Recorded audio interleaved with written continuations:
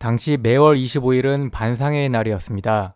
그날은 반포 한신 5차 아파트 116동 807호에 있는 황옥인 씨의 집에서 7층, 8층, 9층 27가구의 반상회가 열리기로 예정되어 있었습니다. 밤이 되자 동네 주민 20여 명이 하나둘씩 그 집 거실로 모여들기 시작하였습니다. 반상회는 순조롭게 진행되다가 종료되었고 주민 5명만 남아 거실에서 집주인 황 여인과 베란다 샤시 문제로 이야기하고 있었습니다. 그때 박상숙, 박민숙 자매가 보증금 90만 원, 월세 3만 원에 새들어 살던 문간방 문이 열렸고 25세가량의 청년이 나왔습니다. 저 사람 누구지? 어디? 박양 손님인가 보네. 너무나 자연스럽게 문간방에서 나와 현관문을 열고 유유히 나가는 한 청년을 보며 주민들은 대수롭지 않게 생각하였습니다. 그때 갑자기 여동생 박민숙도 문간방을 나오며 소리쳤습니다. 아줌마, 강도야! 뭐 강도? 강도 잡아! 경비원 안씨가 고함을 듣고 뛰어나오다 비상계단을 통해 내려오는 한 청년과 마주쳤습니다. 어디서 오는 거요? 예, 저 807호에서 옵니다. 수상하다고 생각한 경비원은 그 청년의 팔목을 붙잡으려고 하였으나 그는 경비원을 밀치고 강변도로 방향으로 달아나 사라졌습니다. 주민들은 문간방에서 피투성이 상태로 침대 위에 반드시 누운 채 죽어있는 박양을 발견하였습니다. 20여 명이 모여 반상회가 진행되던 그때 주민들은 전혀 눈치채지 못하게 문간방에서는 도대체 무슨 일이 벌어지고 있었던 것일까요? 사망한 박양의 동생은 당시 상황에 대하여 이렇게 설명하였습니다. 한 7시 반쯤? 언니가 팝콘 먹고 싶다고 해서 요 앞에 있는 유코와 상가에 가서 팝콘을 사서 돌아왔는데 그때 사람들은 거실에서 반상회를 하고 있었어요. 근데 나올 때와 달리 방문이 잠겨있어 문을 두드렸죠. 잠시 후 문이 조금 열리더니 한 남자가 칼에 목을 들이대며 저를 방으로 끌어당겼어요. 소리치지 말라고 겁을 줬고요. 남자는 계속 칼을 들이대며 돈 어딨어? 라고 물었어요. 언니를 봤는데 피투성이가 된 채 침대 위에 누워있더라고요. 너무 무서워서 아무 말도 할 수 없었어요. 그 남자는 이름이 뭐냐, 어느 학교에 다니느냐 그렇게 물었는데 저는 사람의 생명이 중요하지 않냐면서 그 남자를 달랬어요. 그랬더니 제 입을 수건으로 틀어막고 손을 뒤로 묶더니 방 안을 뒤지더라고요. 언제 가지고 간 건 모르겠지만 나중에 보니 금반지, 금팔찌를 가지고 갔더라고요. 제가 그 남자와 함께 있던 시간은 30분 정도 된 것 같은데 모르겠어요. 너무 무서워서 한없이 길게만 느껴졌던 것 같아요. 그 남자는 아무래도 주민들이 거실에 있으니 언제 도망가야 할지 때를 살폈던 것 같기도 해요. 20대 초반 170 정도 키의 보통 체격이었어요. 감색 잠바와 감색 바지를 입었고요. 저는 모르는 사람이에요.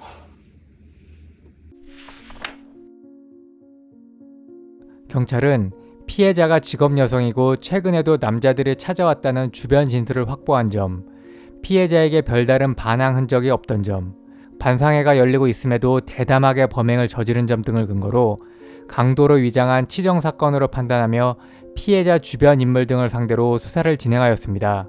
아울러 맞은편 방 유양을 보러 자주 놀러오던 20대 청년이 감색 잠바를 입었었다는 집주인 황 여인의 진술에 따라 이 청년이 범인일 가능성에 대하여도 수사를 진행하였습니다.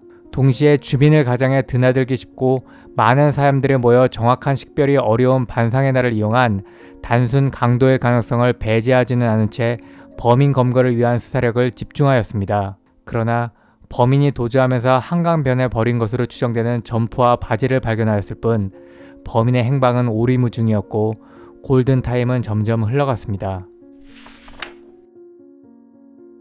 살인사건 발생으로부터 9일 뒤 수원의 한 가정집에 3인도 떼강도가 침입하였습니다. 그들은 부인과 아들을 칼로 위협하여 현금 10,000원을 빼앗았고 약 2시간 뒤 또 다른 가정집에 침입하여 부인을 위협하고 현금 200,000원과 카메라, 시계 등을 강탈하였습니다. 강간에는 이르지 않았으나 두 부인의 옷을 모두 벗겨놓고 장난치듯 칼로 하반신 여러 곳에 상처를 입히는 엽기적인 짓도 하였습니다. 그날 밤 떼강도 중 한 명이 서울로 올라와 배회하던 중 광화문 근처에서 불신 검문을 받게 되었는데 가방에서 피 묻은 장갑과 칼이 발견됨에 따라 경찰에 의해 연행되었습니다. 그리고 그는 교도소에서 알게 된 또래들과 함께 범행을 저질렀다고 실토하였습니다. 그 진술을 근거로 공범을 쫓던 형사들에 의하여 5일 뒤 강도범 중 한 명인 최민진이 안양 집에서 검거되었고 그 다음날 오전 2시 청주 롯데여관에서 한상인이 검거됨에 따라 3인조 강도범은 모두 검거 구속되었습니다. 마지막에 검거된 한상인은 경찰 추적을 눈치채었는지 검거 직전 자살하기 위하여 신경안정제 90알과 농약을 마시고 신음 중인 상태로 발견되었습니다. 경찰은 3인도 강도범이 남자들은 출근하여 여자만 있는 집을 대상으로 반복하여 강도 강간 범행을 저지른 것으로 판단하고 강도 높은 수사를 이어갔습니다. 그 결과 20대 교도소 동기생인 이들이 지난 6월 출소한 후 약 2개월 동안 무려 50여 차례에 걸쳐 범행을 저질렀을 것으로 추정하고 일부 범행 과정에서는 피해자의 신고를 막기 위하여 강간과 추행도 저질렀다고 파악하며 정확한 사실관계 확인을 위하여 추궁하였습니다. 이들은 당시 가장 큰 사회 문제로 인식되었던 소위 가정파괴범이었던 것입니다. 그런데 경찰은 가정집에 침입하여 부녀자를 칼로 위협한 후 손과 발을 묶어 제압하는 방식이 반포 한신아파트 강도살인 사건과 유사하다는 점을 발견하였습니다. 그에 따라 동생 박양을 상대로 확인 작업에 들어갔는데 그녀는 3명 중 가장 연장자인 한상인을 범인으로 지목하였습니다. 그리고 한강변에서 발견된 옷이 한상인의 것이라는 점도 확인되었습니다. 경찰은 이를 근거로 한상인을 추궁하였고 그는 결국 범행을 자백하였습니다. 언뜻 보면 딱히 반상의 살인사건과 접점이 없어 보이는 수원 3인조 떼강도 중 한 명이 촉이 좋은 경찰에 의하여 진범으로 밝혀지는 순간이었습니다. 한상인은 반상의 살인사건의 경위를 이렇게 진술하였습니다. 날치기 대상을 물색하기 위하여 배회하다가 중구 롯데 쇼핑센터 근처에서 중년 여성 2명이 잔뜩 산 물건을 들고 버스를 타기에 같이 탔습니다. 그들과 함께 고속버스 터미널에서 내렸는데 결국 놓치고 말았어요. 빈손으로 끝낼 수는 없기에 집을 털기로 마음먹었죠. 근처를 돌아다니다 어느덧 한신 5차 아파트 116동 앞에 도착했습니다. 엘리베이터를 타고 8층에 내렸는데 때마침 807호 현관문이 열려있기에 현관문 옆 문간방으로 들어갔습니다. 젊은 여성이 TV를 보고 있더라고요. 칼로 위협하며 돈을 요구하자 그녀는 장롱에서 금반지와 금팔찌를 꺼내주었습니다. 현금은 없냐고 물었는데 그녀가 안방에 돈이 있으니 나가서 가져오겠다라고 하더라고요. 그런데 갑자기 집 안으로 사람들이 몰려오는 소리가 들렸습니다. 아, 씨발 좆됐다. 오늘 반상이구나. 라는 생각이 들면서 머릿속이 하얘졌어요. 그때부터는 제정신이 아니었던 것 같습니다. 우선 그녀가 소리칠까봐 수건으로 입을 막은 후 손발을 묶어 침대에 눕혔습니다. 그런데 그녀가 기를 쓰고 풀어내려고 하면서 침대 밑으로 떨어지더라고요. 다급한 마음에 그녀를 침대에 눕히고 가슴을 2차례 찔렀던 겁니다. 한상인은 당시 도주 경위에 대하여는 이렇게 설명하였습니다. 경비원을 밀치고 강변도로 철책을 넘어 미친 듯이 한강 고수부지 쪽으로 도망갔습니다.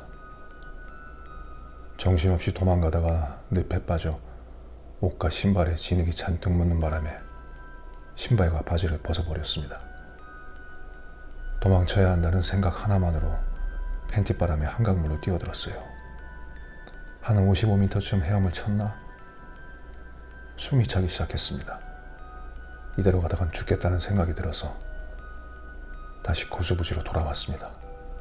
인근 건축 공사장 임무 숙소에서 티셔츠와 잠옷바지를 훔친 후 리버사이드 호텔 주차장으로 이동하여 택시를 타고 홍익동 누나 집으로 가 며칠을 죽은 듯이 지냈습니다.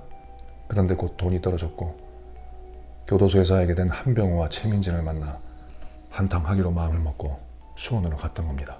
형사님도 아시다시피 그날 범행을 저지른 후 병우가 검거되었고 도망다니다가 저도 잡힌 겁니다.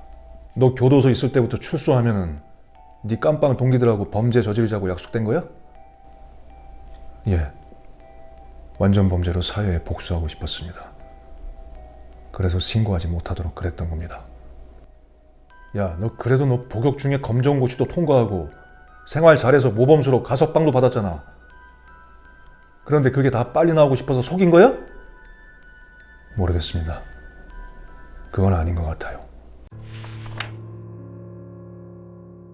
중학교를 중퇴한 그는 가정에서 안정을 찾지 못하고 불황아들과 어울리다가 1979년 노상강도를 하였는데 결국 검거되어 징역 3년을 선고받고 수감 생활을 하게 되었습니다. 복역 중 세례를 받은 그는 충실하게 생활하여 행형 성적의 우수함에 따라 빨리 행형 급수가 올라갔습니다. 그리고 대입 검정고시까지 합격하자 모범수로 선발되어 만기 4개월을 남기고 1982년 6월 가석방되었던 것입니다. 그리고 모범수가 다시 사형수가 되기까지는 얼마 걸리지 않았습니다. 1983년 3월 11일 서울형사지방법원 남부지원에서는 한상인에게 사형을 선고하였습니다. 그리고 그해 5월 12일 서울고등법원에서는 한상인의 항소를 기각하여 사형을 유지하였습니다. 재판부는 피고인의 인명경신은 도저히 용납될 수 없으며 소중하게 지켜져야 할 가정을 파괴했으므로 마땅히 사회에서 영원히 격리해야 한다 라고 사형의 이유를 밝혔습니다. 그리고 그해 9월 13일 대법원에서 사형을 확정함으로써 한상인은 사형수가 되었습니다. 사형 집행을 기다리는 과정에서 그는 의무과에서 받은 감기약을 틈틈이 모아두었다가 한꺼번에 복용함으로써 위세척까지 받는 자살소동을 벌이기도 하였지만 독서에 심취하는 등 비교적 모범적인 마지막 생활을 보냈다고 합니다.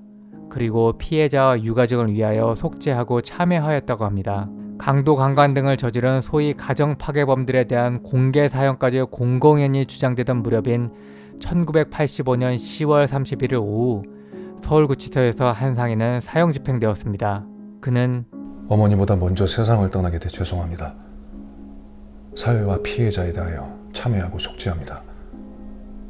모든 것이 주님의 뜻대로 라는 유언을 남겼고 신장과 안구를 기증하였다고 합니다. 그의 죽음이 미약하나마 피해자와 유가족들에게 위안이 되었기를 바랍니다.